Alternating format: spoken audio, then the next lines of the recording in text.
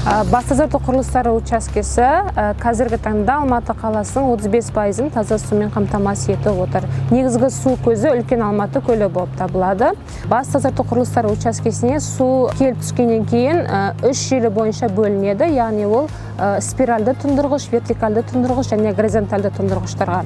Тұндырғыштарда су тұндырылғаннан кейін олар келесі этап, яғни сүзгіден өтеді. Су толық сүзгіден өткеннен кейін оны залалсыздандырып халыққа, яғни тұтынушыларға жеткіземіз.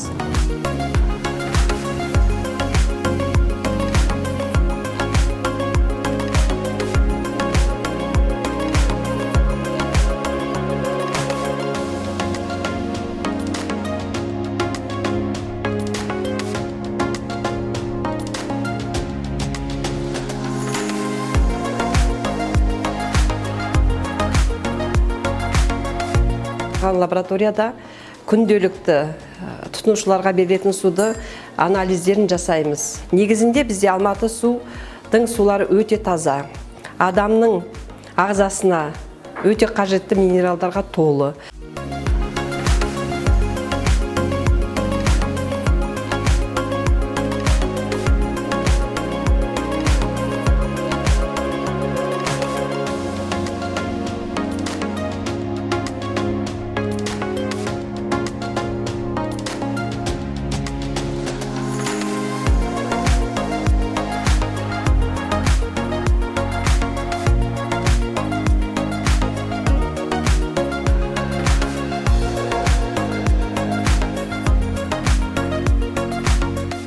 Құрылғылармен жұмыс істейміз. Негізгі ең соңғы алған құрылғымыз спектрометр айкап деп аталады. Онда бір мезетте 32 элементтің бар жоғын, қаншалықты бар екендігін тексеріп шығаруға болады. Бізде негізінде осы уақытқа дейін қаншама жыл жұмыс істеген кезімізде ауыр элементтер, ауыр заттар еш уақытта көрінген емес. Сонымен қатар зертханада, лабораторияда радиология, сынап,